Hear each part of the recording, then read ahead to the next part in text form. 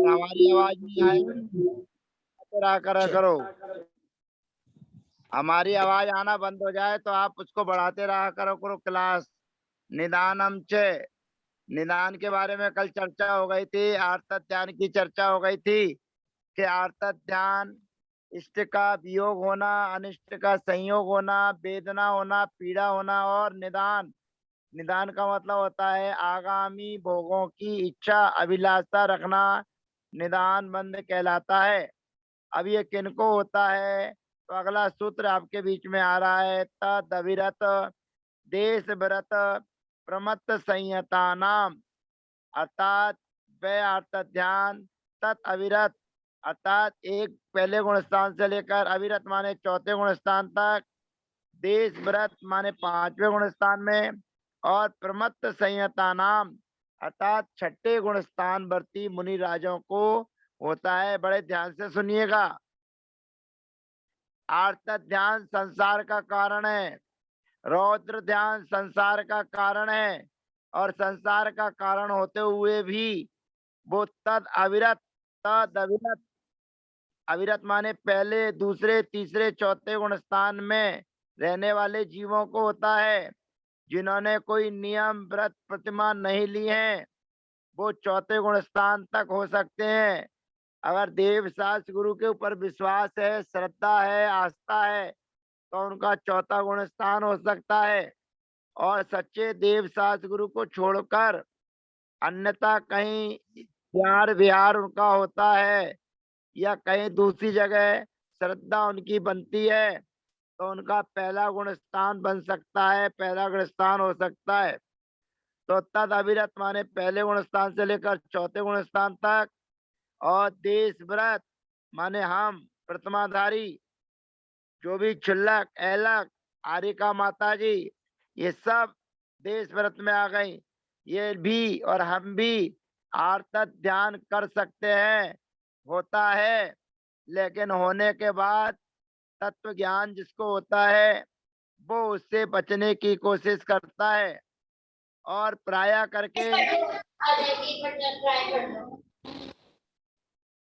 करके देशवृत्ति जो होते हैं वो किसी भी विषय में गम शोक आदि कम करते हैं।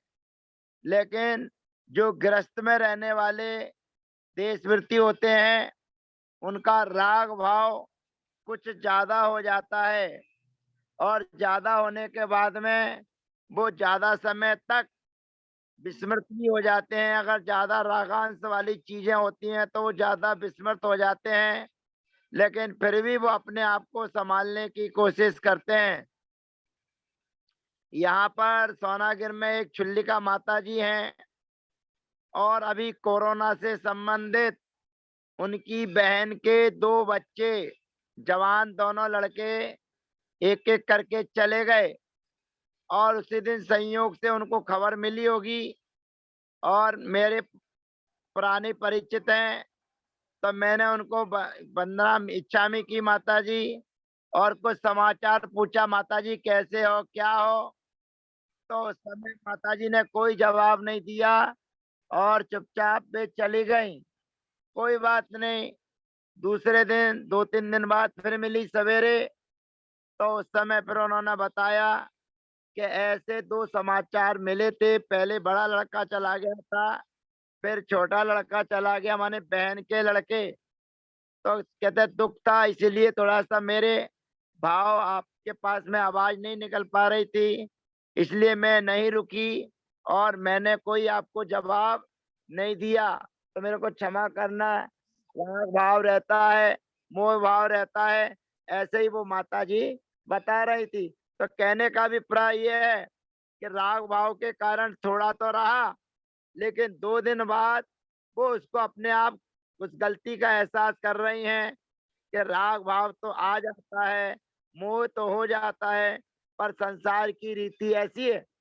तो कहने का अभिप्राय यही है कि जो वृत्ति प्रतिमाधारी होते हैं वो तत्काल तो थोड़ा सा विस्मृत हो जाते हैं। कभी कभी आपने देखा होगा कि कभी साधु संतों की समाधियां हो जाती हैं तो वहां का संग संयमित रहता है, अपने आप को संभालने की कोशिश करता है और किसी को प्रकट होने नहीं देता है। लेकिन कुछ माताजियाँ हैं, कुछ बहनें हैं, कुछ व्रती हैं, उनमें थोड़ा-सा राग भाव कुछ अधिक होने के कारण वे अपने आप को सँभाल नहीं पाते हैं और गृहस्थों जैसा ही उनके हाव-भाव हो जाते हैं। तो जब गृहस्थों जैसे उनके हाव-भाव हो जाते हैं तो फिर उनको उस स्थान से दूसरे स्थान पर संघ के साधु, संघ के त्यागी वृत्ति ले जाते हैं, तो होता है।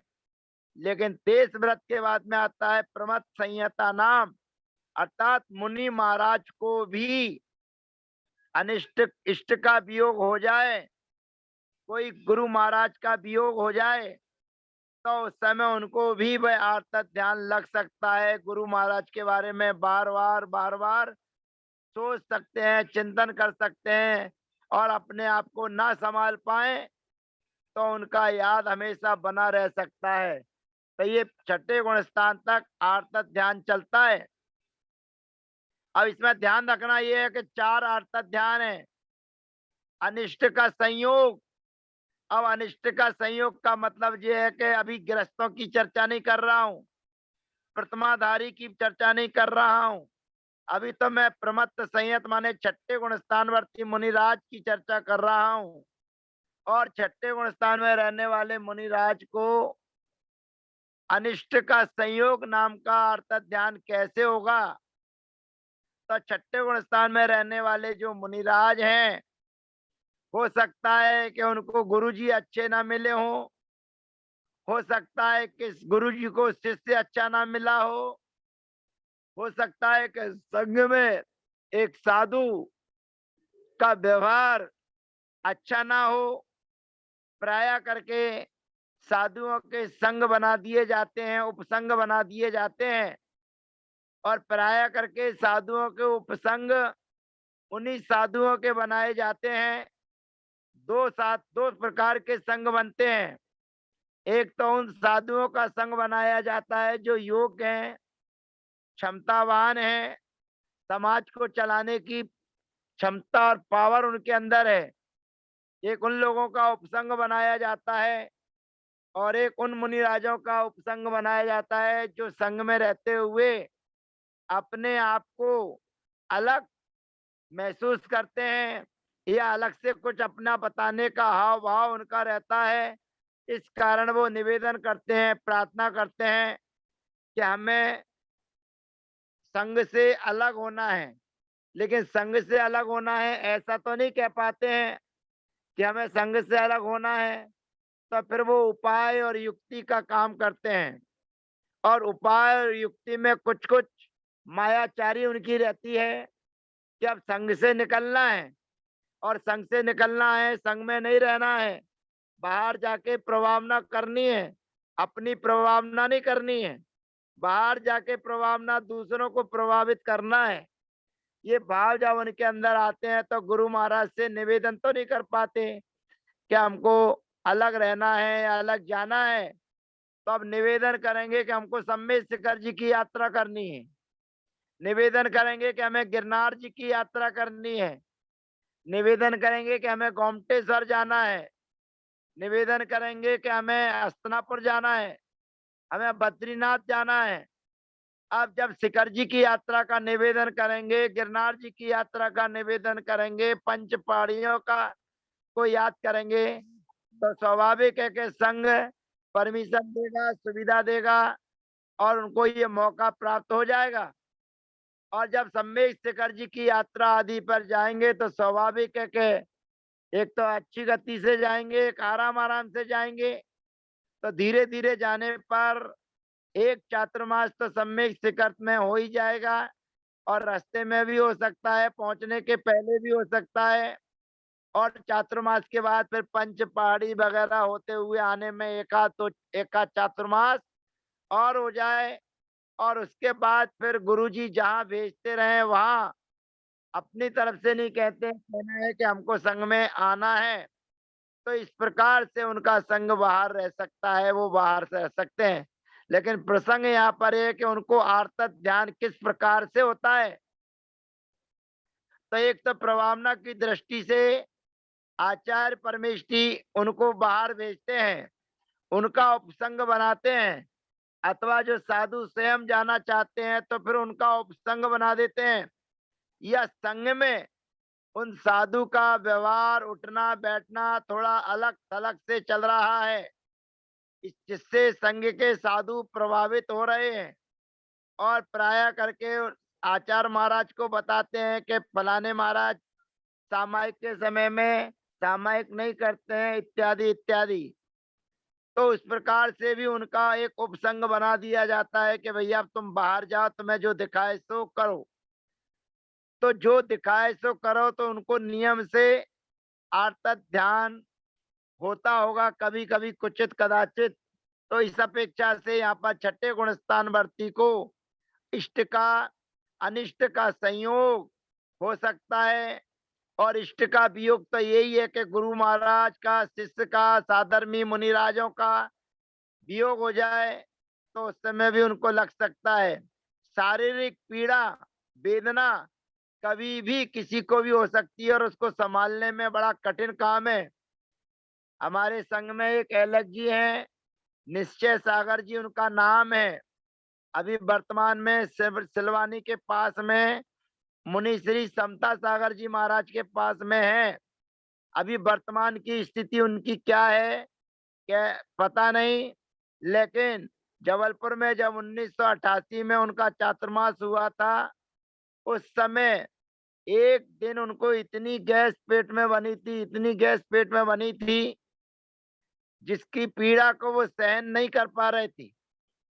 पहले तो उन्होंने अपने आप को बहुत संभालने की कोशिश की होगी, लेकिन अंत तक जब वो नहीं संभाल पाए उस पीड़ा को, उस वेदना को, तो उनकी जो आवाज आ रही थी, उनकी जो चीखकार की आवाज चल रही थी, वो इतनी खतरनाक और इतनी तेज थी कि एक सामान्य गृहस्थ की भी उतनी तेज आवाज नहीं आ सकती। लेकिन अब शरीर में दर्द है तो दर्द तो है ही, आप क्या कर ले। तो वो निदान, वो वेदना, पीड़ा शरीर में जो भी होता है, उसके कारण वो आर्त ध्यान बन सकता है। तो वेदना से होने वाला आर्त ध्यान संभव है, सामान्य है, लेकिन इष्ट वियोग और अनिष्ट संयोग ये कुचित कदाचित होते हैं, पर इनमें अपने आप को वो संभालने की कोशिश करते हैं और अपने आप को संभाल लेते हैं। परंतु निदान नाम का अर्थ ध्यान ये मुनि राजों को नहीं होता है।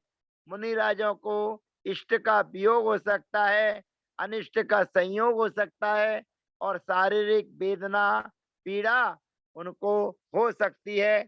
इसलिए आचार्य महाराजों ने लिखा कि तद अविरत देश व्रत प्रमत्त संयता नाम, अर्थात वे आर्त ध्यान पहले से चौथे गुण स्थान में, पांचवें गुण स्थान में, देश व्रत माने पांचवा गुण स्थान, और प्रमत्त संयता नाम अर्थात छठे गुण स्थानवर्ती मुनि राजों को होता है।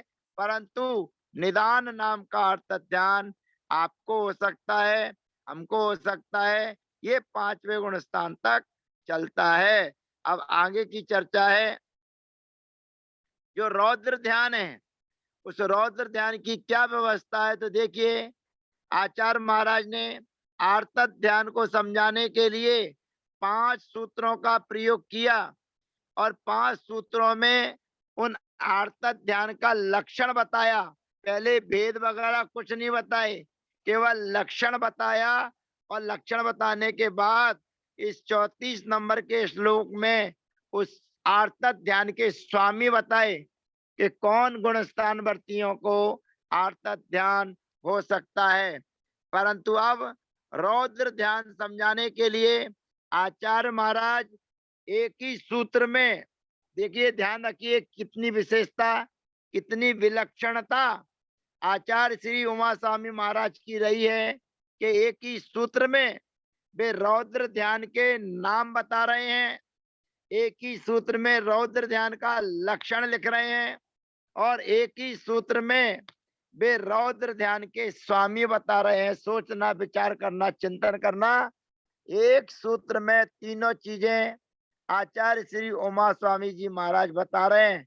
नाम, उनके भेद, उनके लक्षण और उनके स्वामी, ये चारों चीजें केवल एक सूत्र में बताई जा रही हैं। हिंसा नृतस्तेय विषय संरक्षणेभ्यो रौद्र मविरत देश वृत्तयोः।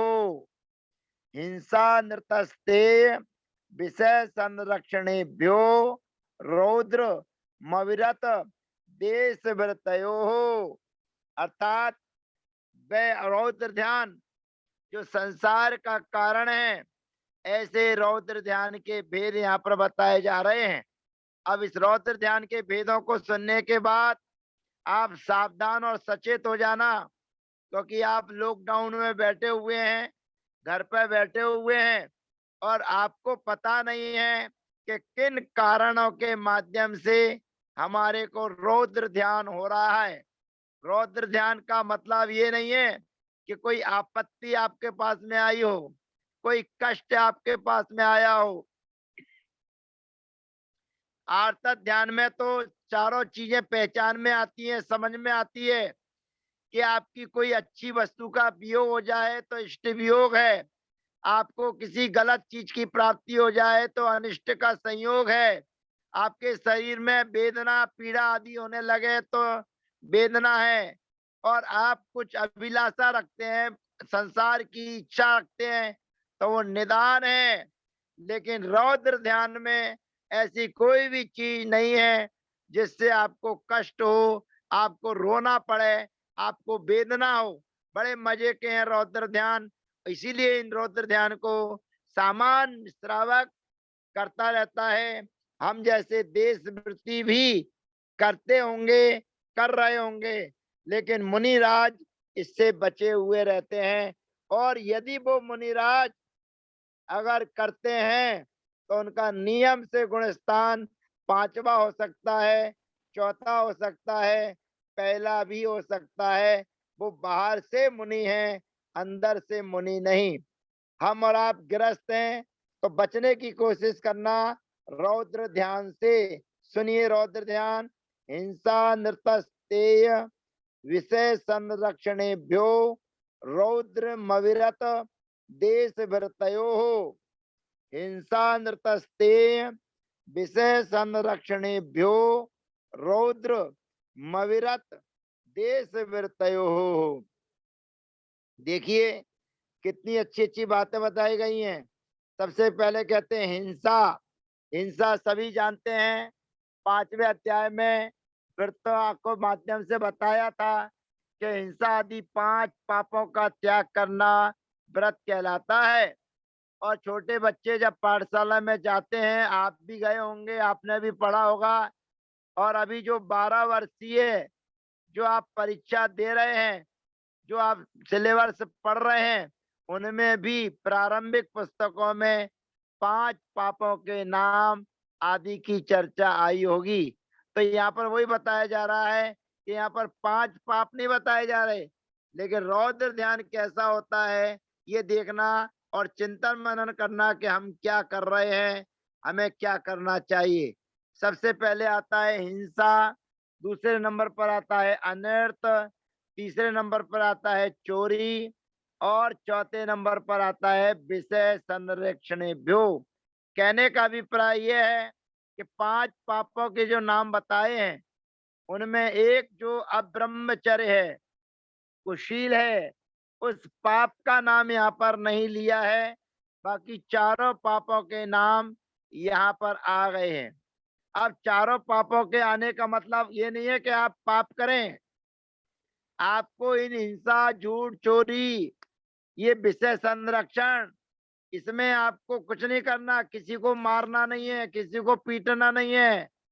बस करना क्या है, हिंसा आनंद। जहाँ हिंसा हो रही हो, जहाँ मारपीट हो रही हो, उसको देखने के लिए और या देखने के बाद आनंदित होते हैं, और फिर बाद में चर्चा करते हैं कि उसने उसको मारा, एक लात और मारनी चाहिए थी, एक लठ और मारना चाहिए था, वो पिटने लायक ही है। तो भैया जो पिटने लायक है वो पिट गया, तुमने रौद्र ध्यान कर लिया बिना प्रयोजन के, न तुम्हारी पिटाई हुई, न तुमने मारा, फिर भी तुमने रौद्र ध्यान कर लिया। अब बड़े ध्यान से सुनिएगा। जो लोग भी पिक्चर देखते हैं और पिक्चर में जो मार धाड़, लड़ाई झगड़ा, हिंसा, ये जो होता है, बड़े बड़े बम विस्फोट होते हैं पिक्चर के माध्यम से, तो जो लड़ाई झगड़े वाली, मार पीट वाली, बंदूकों की गोली चलने वाली जो पिक्चरें देखते हैं जिनमें जीवों का घात होता है, तो उसमें घात तो हो रहा है, आप उसका आनंद ले रहे हैं, प्रसन्न हो रहे हैं। तो आचार्य महाराज कहते हैं आपको हिंसानंद, हिंसानंद का मतलब है हिंसा में आनंद मानना। तो आप हिंसा में आनंद मान रहे हैं, तो आपको रौद्र ध्यान चल रहा है।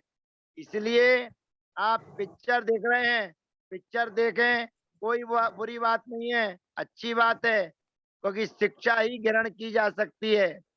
हमने भी पिक्चरें बहुत देखी हैं, लेकिन हमने राजश्री प्रोडक्ट्स की पिक्चरें देखी। आपने नहीं देखी हो तो देखना। उन्होंने जो भी पिक्चरें बनाई थी वो सामाजिक स्तर पर बनाई थी, सामाजिक संवेदनाएं उसके अंदर रहती थी। और राजश्री, आपको बता दें, वो दिगंबर जैन समाज, खंडेलवाल जैन समाज के एक श्रेष्ठी श्रावक है। बड़ उसको कोई राजश्री प्रोडक्ट्स एक बड़ जात्या जी का है, उसके मालिक बड़ जात्या थे। तो उसमें कहीं ना कहीं वो संस्कार रूप में जैन धर्म के संस्कार उनकी पिक्चरों में रहे। पहले नहीं समझ में आता था, लेकिन अब वो चीज चित्र याद आ जाते हैं तो समझ में आ जाता है कि उन्होंने किस चीज को दर्शाने की कोशिश की। तो जो भी लड़ाई झगड़े मारपीट वाली पिक्चरें होती हैं, जो आपकी आंखों को देखकर आपको आनंदित करती है, मनोरंजन देती है आपको, उस समय आपका हिंसानंद नाम का रौद्र ध्यान चल रहा है। इसमें आप किसी को मार नहीं रहे, आपको कोई परेशानी नहीं हो रही, आपको कोई कष्ट नहीं हो रहा है, लेकिन हिंसा होते हुए आप देखकर आनंदित हो रहे हैं। ये आपका पहला हिंसानंद नाम का आर्त ध्यान है। दूसरा है अनर्थ। अनर्थ का मतलब है झूठ। हम झूठ नहीं बोल रहे हैं, हमारा नियम है कि झूठ नहीं बोलेंगे, लेकिन जो झूठ बोल रहा है, उस झूठ के बोलने वाले की बात को आप सुनते हैं और आनंदित होते हैं। गप्पाष्ट कहीं चल रही हो, दो दो बहुत सारे पुराण होते हैं, कोई जीव का चरित्र बताता है, कोई महावीर भगवान का चरित्र बताता है, कोई आदिनाथ का चरित्र बताता है, लेकिन एक विशेष पुराण है गप्पाष्ट पुराण। उसके पढ़ने में लोगों को बड़ा आनंद आता है। आदि पुराण है, पद्म पुराण है, ये ग्रंथों को पढ़ने में उनके सिर से ऊपर से बात निकल जाती है।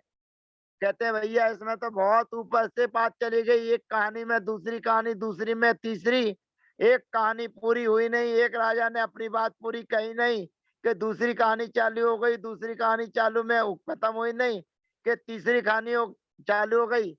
तो कहते जिनवानी के पुराण वगैरह चरित्र वगैरह पढ़ने में तो उनको बोरियत होने लगती है, लेकिन गप्पाष्ट पुराण, गप्पाष्ट पुराण उनका स्वयं का रचित रहता है, आचार्यों के द्वारा नहीं रचाया गया है, आचार्यों के द्वारा नहीं बनाया गया है।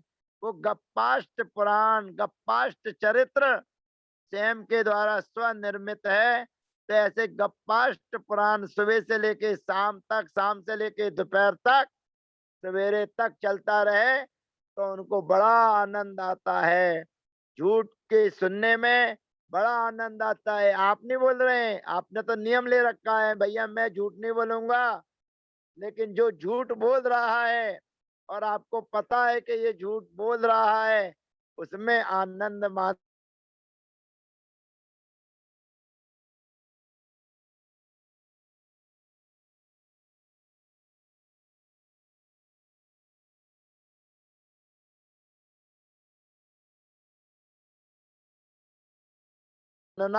ये अनर्थ है। आजकल टीवी पर नाटक आते हैं और प्राय करके